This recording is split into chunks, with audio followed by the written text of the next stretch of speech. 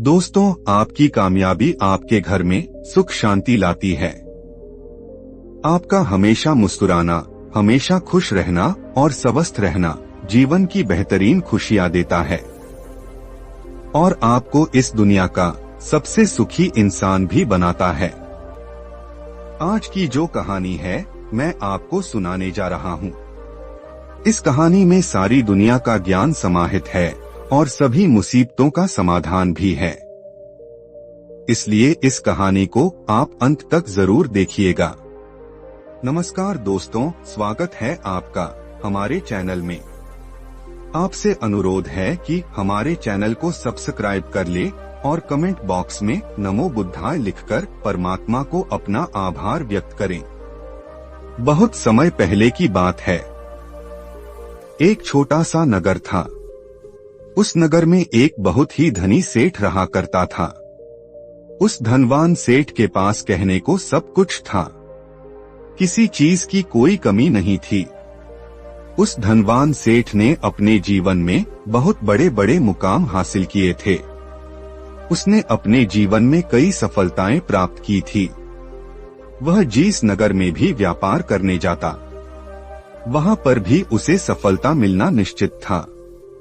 वह अपने जीवन में कभी भी हारा नहीं था। उसका व्यापार भी खूब जोरों शोरों से चल रहा था। उसके पिताजी ने उसे ऐसी 4 बातें बता रखी थी जिसका वह नियमित पालन किया करता था और उन्हीं बातों का अनुसरण किया करता था। और उन्हीं बातों की वजह से उसका जीवन बड़ा ही सुखमय था। वह जीवन के हर क्षेत्र में सफल था। ऐसे ही काफी समय बीत गया और अब वो धनवान सेठ काफी बूढ़ा हो चुका था। अब उसे लगने लगा था कि मेरी मृत्यु बहुत नजदीक है। मेरी मृत्यु कभी भी हो सकती है और वह जानता था कि उसका बेटा बहुत भोला है, बहुत नादान है, उसे अभी दुनियादारी की समझ नहीं है। इसलिए उसने अपने बेटे को अपने पास बुलाया और अपने बेटे से कहा, बेटा, मैंने अपने पिताजी से 4 बातें सीखी थी और उन्हीं बातों को मैंने अपने जीवन में उतारा। उन्हीं के अनुसरण की वजह से आज मैं अपने जीवन में इतना सफल हूँ। अपना जीवन सुखमय पूर्वक बिता रहा हूँ। उन्हीं बातों की वजह से आज मैं इतना सुखी हूँ, संतुष्ट हूँ और इतना धनवान हूँ। ना ही कभी मुझे कोई बीमारी हुई और ना ही मुझे कभी कोई धन की कमी हुई। और तुम देख ही पा रहे हो कि मैं इस नगर का सर्वश्रेष्ठ धनवान हूँ। लेकिन आज मेरे पास जो कुछ भी है मैं उससे संतुष्ट हूँ। मैं खुश हूँ, लेकिन मैं चाहता हूँ कि तुम मुझसे भी आगे बढ़ो। तुम और नाम कमाओ, तुम और धन कमाओ, लोग तुम्हारे बारे में जाने, तुम्हें पहचाने, क्योंकि हमारा समय कुछ और था और तुम्हारा आने वाला समय कुछ और ही है। उस धनवान सेठ ने अपने बेटे को अपने और करीब बुलाया और उससे कहने लगा, बेटा, आज मैं तुमको दुनिया की ऐसी 4 महत्वपूर्ण बातें बताने जा रहा हूँ जो मुझे मेरे पिताजी ने बताई थी और इसी के कारण आज मैं इतना सफल हूँ। यदि तुमने इन सभी बातों को अपने जीवन में उतार लिया, इनका नियमित तौर पर पालन किया, इनका अनुसरण किया, तो तुम भी अपने जीवन में बहुत धन्यवाद बन जाओगे। अपने जीवन को बहुत सुखमय तौर पर बिताओगे। इन बातों के अनुसरण से ना तो तुम्हारे घर परिवार में कोई दुख आएगा और ना ही तुम्हारे व्यापार में कभी कोई परेशानी उत्पन्न होगी। इतना कहकर धनवान सेठ अपने बेटे को 4 बातें बताना शुरू करता है। वह कहता है, बेटा, सबसे पहली बात है काम पर छाव में जाना और छाव में आना। दूसरी बात, अपने घर के चारों तरफ चमड़े की बाड़ रखना। तीसरी बात, हमेशा खाने को मीठा करके खाना। और चौथी बात, अपनी पत्नी को हमेशा बांध कर रखना। इतना कहकर वह धनवान सेठ अब निश्चिंत हो चुका था। वह यह जानता था कि उसका बेटा बहुत भोला है। वह अपने पिता की बात अवश्य मानेगा और इन सभी 4 बातों को अपने जीवन में उतारेगा और इनका अनुसरण भी करेगा। देखते देखते कुछ महीने बीत गए और फिर एक दिन धनवान सेठ मृत्यु को प्राप्त हो गया। अपने पिता की मृत्यु के बाद उस धनवान सेठ के बेटे ने उन सभी 4 बातों को एक कागज पर लिख लिया ताकि वह उन्हें भूल न जाएं, और उन्हीं बातों को वह अपने जीवन में उतारने लगा। उन 4 बातों का अनुसरण करने लगा।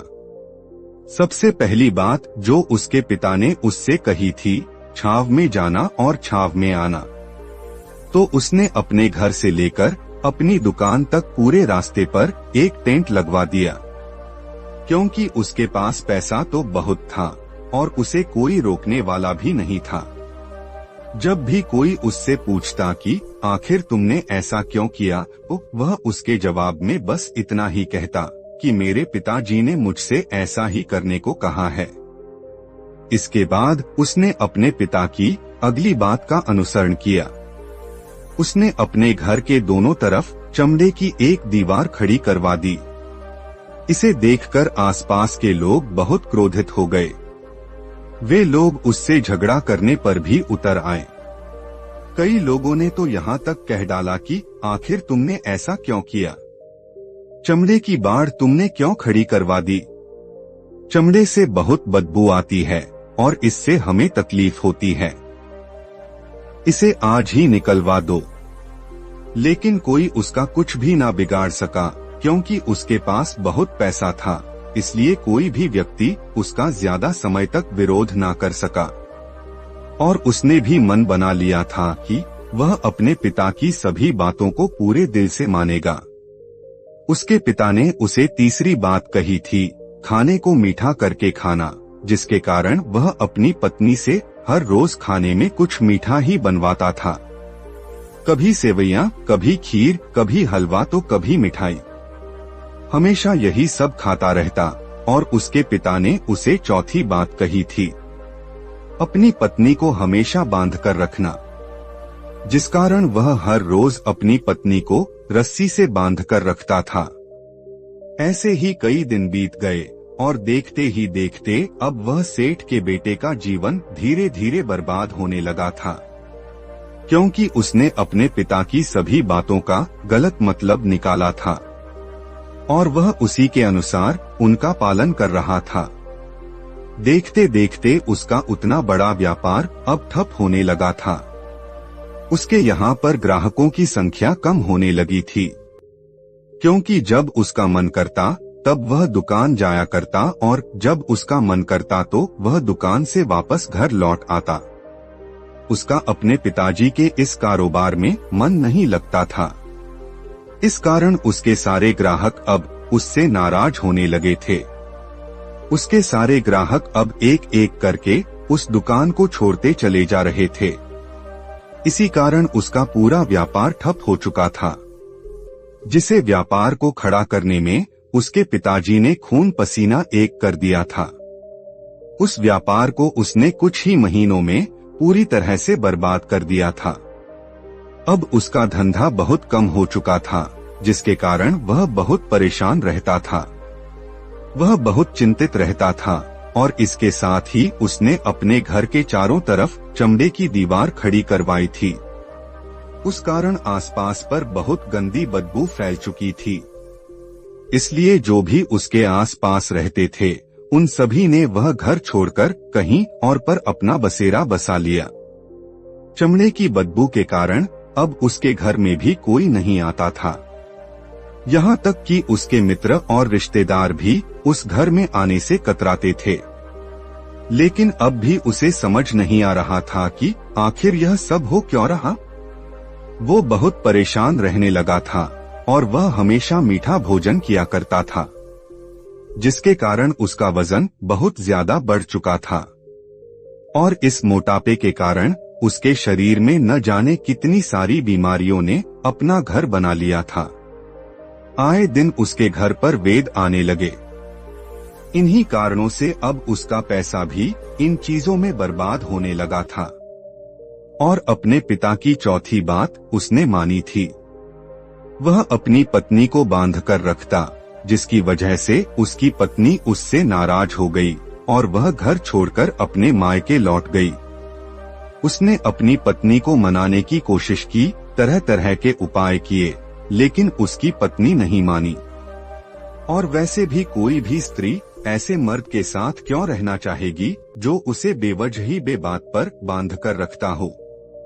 देखते देखते अब वह सेठ के बेटे का पूरा जीवन बर्बाद हो चुका था।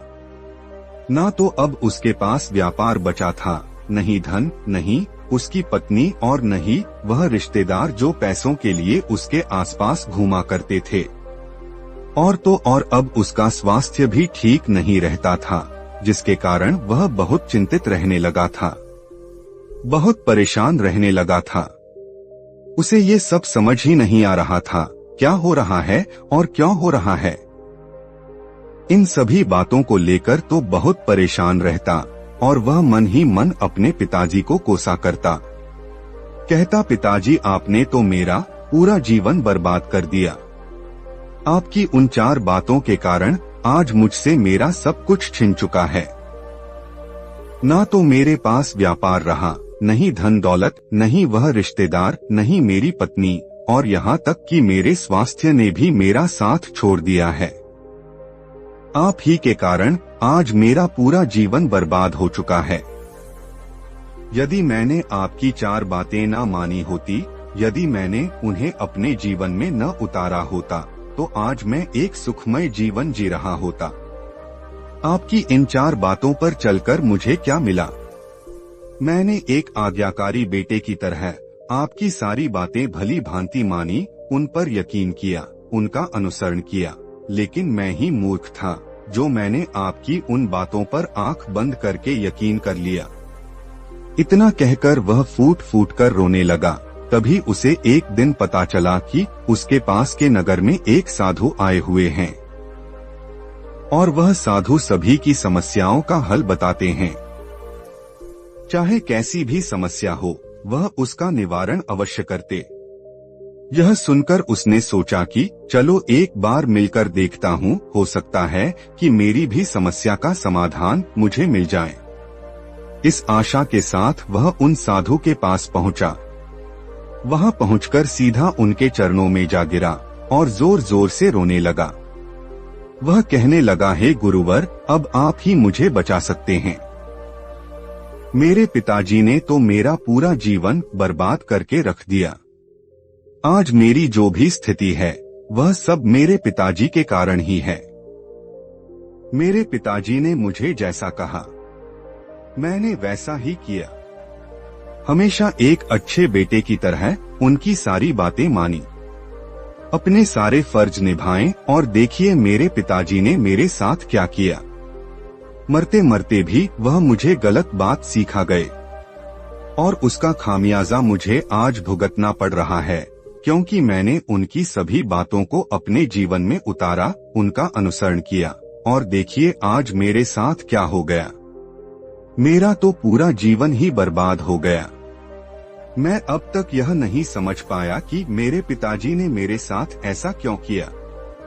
क्या मैंने उनके साथ कुछ गलत किया था?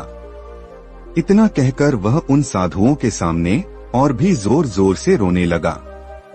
तभी वह साधु महाराज उस सेठ के बेटे से कहते हैं, बेटा चुप हो जाओ, पहले मुझे अपनी सारी बात तो बताओ, आखिर तुम्हारे साथ क्या हुआ है? तुम इस तरह से क्यों रो रहे हो? तुम्हारी इस परेशानी का क्या कारण है? उन साधु के इतना कहने पर उस सेठ के बेटे ने पर्ची उन साधु के हाथ में रख दी, जो उसने अपने पिता की मृत्यु के बाद लिख रखी थी, जिसमें उसने अपने पिता की 4 बातें लिखी थी। उन साधु ने पर्ची ली और उसे पढ़ने लगे, और उन्होंने जैसे ही वह पढ़ा, वह जोर जोर से हंसने लगे। और वह उस सेठ के बेटे से कहते हैं, तुम कितने बड़े मूर्ख हो, तुम्हारे पिता ने तो तुम्हें दुनिया का सारा ज्ञान दे दिया, लेकिन तुम उसे समझ नहीं पाए, तुम उसका सही तरह से पालन नहीं कर पाए, और कहते हो कि तुम्हारे पिता ने तुम्हें गलत राह दिखाई है, तुमने गलत संदेश दिया है। तुम्हारे पिताजी तो तुम्हारी परीक्षा ले रहे थे कि तुम उनकी बातों को समझ पाते हो या नहीं, तुम उनकी बातों का सही मतलब निकाल पाते हो या नहीं।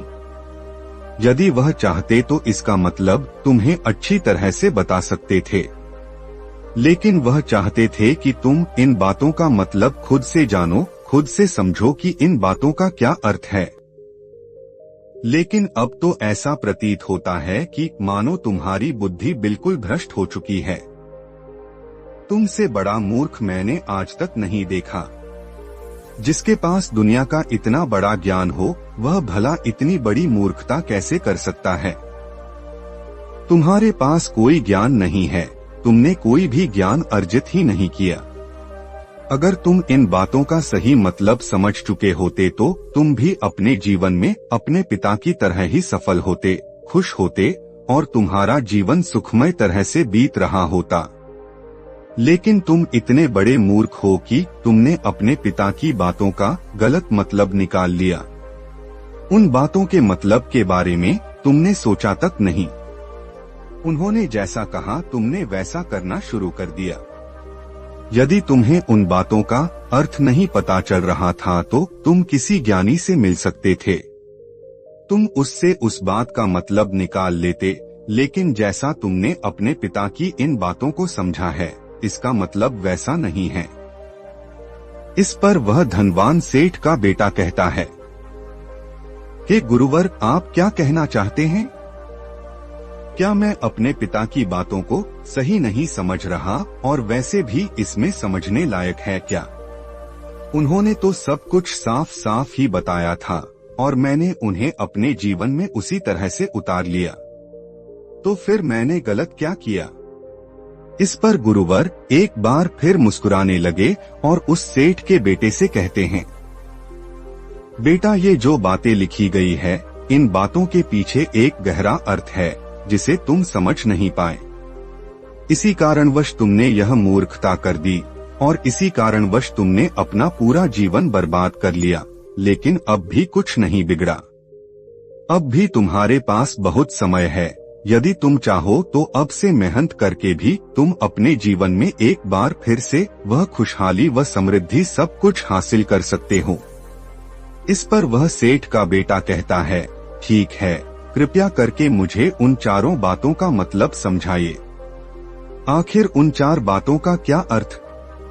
इस पर साधु सेठ के बेटे को कहते हैं, तुम्हारे पिताजी ने तुमसे कहा था काम पर छाव में जाना और छाव में आना।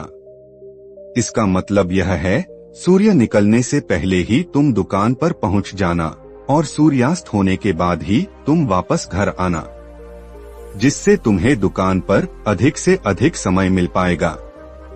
तुम उस काम को अच्छी तरह समझ पाओगे, उस काम को अच्छी तरह से कर पाओगे, उस काम को बढ़ाने में तुम अपना दिमाग लगा पाओगे और तुम अपने काम में तरक्की कर पाओगे। लेकिन तुमने तो इसका गलत मतलब निकाल लिया। तुमने तो अपने घर से लेकर दुकान तक एक ऐसा टेंट लगवा दिया जिससे तुम छाव में आ सको और छाव में जा सको। अब तुम ही बताओ, क्या तुमने अपने पिताजी की इन बातों का सही मतलब समझा था? यह सुनकर वह सेठ का बेटा जोर जोर से रोने लगा और कहने लगा, हे गुरुवर, मेरी ही गलती थी। मैंने अपने पिता की इन बातों का गलत मतलब निकाला और इसी कारणवश आज मैं पूरी तरह से बर्बाद हो चुका। मैं ही सबसे बड़ा मूर्ख था। मेरे पिताजी ने तो मुझे इतना महत्वपूर्ण ज्ञान दिया था, लेकिन मैं उस हीरे को पत्थर समझ बैठा। आगे वह सेठ का बेटा उन गुरुवार से कहता है कि गुरुवर, दूसरी बात क्या है, उसका अर्थ क्या है? आगे गुरुवर दूसरी बात का अर्थ समझाते हुए कहते हैं, चमड़े की बाढ़ करवाना। इसका अर्थ यह है कि तुम अपने घर में कुत्ता या बिल्ली पालना। जब तुम अपने घर में कुत्ता बिल्ली पाल लोगे तो ये तुम्हारे घर की चारों ओर से रक्षा करेगा, जिससे तुम्हारी धन दौलत पूरी तरह से सुरक्षित रहेंगी और तुम बेफिक्र होकर दुकान पर मन लगा सकोगे, बेफिक्र होकर दुकान के कामों को समझ सकोगे और तरक्की कर पाओगे। और तो और तुम्हारे मन में कभी यह भी डर नहीं होगा कि कहीं कोई चोर आकर मेरी संपत्ति चुरा लेगा। चमड़े की बाढ़ करवाने का असली मतलब यह है लेकिन तुमने तो चमड़े की बाढ़ करवाने का मतलब कुछ और ही निकाल दिया। तुमने तो अपने घर की दीवारों को ही चमड़े से पूरी तरह से भरवा दिया, जिसके कारण आसपास गंदी बदबू फैल गई। तुम्हारे आसपास के पड़ोसी भी अपना घर छोड़कर कहीं और चले गए। यहाँ तक कि तुम्हारे मित्र, तुम्हारे सगे संबंधी भी उस बदबू के कारण तुम्हारे घर पर आने से कतराने लगे। और अब हालत यह हो चुकी है कि ना तो तुम्हारे घर पर कोई आता है और ना ही कोई जाता है, और इसी कारणवश लोग तुम्हें नापसंद करने लगे, और तुम्हारी बर्बादी का यह भी कारण है। आगे सेठ का बेटा कहता है, हे गुरुवर, ये सब तो ठीक है, लेकिन यह खाने को मीठा करके खाना, इसका क्या मतलब है? मैंने इसका भी अर्थ गलत निकला है क्या? मैंने तो अपने पिता की बातों के कहे अनुसार ही हर रोज मीठा खाया, और आज देखिए मेरा शरीर कितना वजनदार हो चुका है, जिस कारण मुझे अनेक प्रकार की बीमारियों ने घेर रखा है। क्या मैं इस बात को भी गलत समझ रहा था? इस पर वह साधु उस सेठ के बेटे से कहते हैं, हाँ, तुमने इस बात का भी गलत मतलब ही निकाला है। मीठा करके खाने का अर्थ यह है कि जब भी तुम्हें भूख तेजी से लगे तभी तुम्हें भोजन करना है, ना उसके पहले और ना उसके बाद। अन्यथा यदि तुम्हें भूख नहीं लगी होगी और तुम्हें भोजन मिल जाए तो तुम उस भोजन की कभी कदर नहीं करोगे। वह रोटी तुम्हें कभी मीठी नहीं लगेगी, फिर चाहे वह भोजन कितना भी स्वादिष्ट क्यों ना हो, चाहे भोजन कितना भी लाजवाब क्यों ना हो, तुम उसकी कदर कभी नहीं कर पाओगे, तुम उसका सम्मान कभी नहीं कर पाओगे। किंतु जब एक व्यक्ति को जोरों की भूख लगी होती है तो उसके सामने यदि तुम सूखी रोटी भी रख दो तो भी वह उसके लिए किसी पंचमेल से कम नहीं है। वह उसे प्रेम पूर्वक खाता है, उसका आदर करता है, उसका सम्मान करता है, और वह रोटी उसे मीठी लगती है। इसीलिए तुम्हारे पिताजी ने यह कहा था कि भोजन मीठा करके खाना, जिससे तुम्हारा स्वास्थ्य भी अच्छा रहेगा। क्योंकि जब एक व्यक्ति को भूख लगी होती है और उस समय पर जब वह भोजन करता है तो वह उसके लिए एक अमृत समान होता है, और वहीं पर जब किसी व्यक्ति को भूख न लगी हो और ऐसे समय पर वह भोजन करता है तो वह उसके लिए विष समान है। वह उसे बहुत नुकसान पहुंचा सकता है, लेकिन तुमने तो इसका भी गलत मतलब निकाला था। तुम हर रोज मीठा खाने लगे, जिस कारण तुम्हारा वजन बढ़ने लगा, और इसी कारणवश तुम्हारे शरीर में अनेक रोग ने अपना घर बना लिया, और यह तुम्हें मृत्यु के करीब ले जा रहा था। इसलिए आज से जब भी तुम्हें जोरों की भूख लगे तभी भोजन करना, तुम्हारे लिए अत्यधिक फायदेमंद होगा और तुम्हारे शरीर को हमेशा निरोगी बनाने में तुम्हारी मदद करेगा। और जब भी तब भोजन की आवश्यकता ना हो, तुम्हें भूख न लगी हो, ऐसे समय पर भोजन कभी ना करना, यह तुम्हारे लिए बहुत नुकसानदायक साबित होगा। और यही तुम्हारी तीसरी गलती थी, जिस कारण तुम्हारा पूरा जीवन बर्बाद हो रहा था। आगे सेठ का बेटा कहता है, चौथी बात तो बिल्कुल साफ लिखी गई है, अपनी पत्नी को हमेशा बांध कर रखना, तो इसका अर्थ भी कुछ और है। क्या मैंने इसका भी गलत मतलब निकाला? इस पर साधु कहते हैं, हाँ बेटा, अपनी पत्नी को बांध कर रखने का अर्थ यह नहीं है कि तुम रोज रस्सी से बांध कर रखो, बल्कि इसका अर्थ तो यह है कि जब भी तुम दोनों के बीच में कोई आपसी मतभेद हो जाए, कुछ नोकझोंक हो जाए, तो तुम अपनी पत्नी पर हाथ मत छोड़ो। जब तक एक स्त्री का पति उसके साथ रिश्ते में बंधा होता है तो वह अपने रिश्तों में बंध जाती है, और वह अपने रिश्ते को पूर्ण तरीके से निभाने का हर मुमकिन प्रयास करती है। और ऐसे समय पर यदि तुम्हारे बीच कुछ नोकझोंक हो जाए, कुछ गलतियां हो जाए, और ऐसे समय पर तुम उस स्त्री पर हाथ नहीं छोड़ते तो वह तुम्हें छोड़कर कभी नहीं जाएगी। लेकिन इसका अर्थ यह भी नहीं है कि तुम अपनी पत्नी पर अत्याचार करो, बल्कि तुम्हारे पिताजी यहाँ पर कहना चाहते थे कि जो भी कोई व्यक्ति तुम्हारे साथ किसी रिश्ते में जुड़ा हुआ है, उसे अपने रिश्ते में इस तरीके से बांध लो कि वह तुम्हारे साथ झगड़े और नोकझोंक के बाद भी नुकसान न पहुंचा सके, वह तुम्हारे साथ कुछ गलत न कर सके और तुम्हारा फायदा न उठा सके। अपने रिश्तों को हमेशा बांध कर रखना, उन्हें खुला मत छोड़ना, अन्यथा वह तुम्हारे हाथ से फिसल जाएंगी।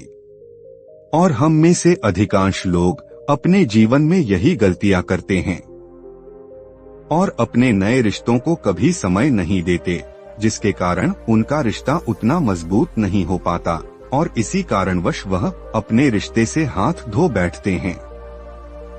और यही गलती तुमने भी की। तुमने तो अपनी पत्नी को बांध कर रखा था, तो भला वो तुम्हें कैसे माफ कर सकती है?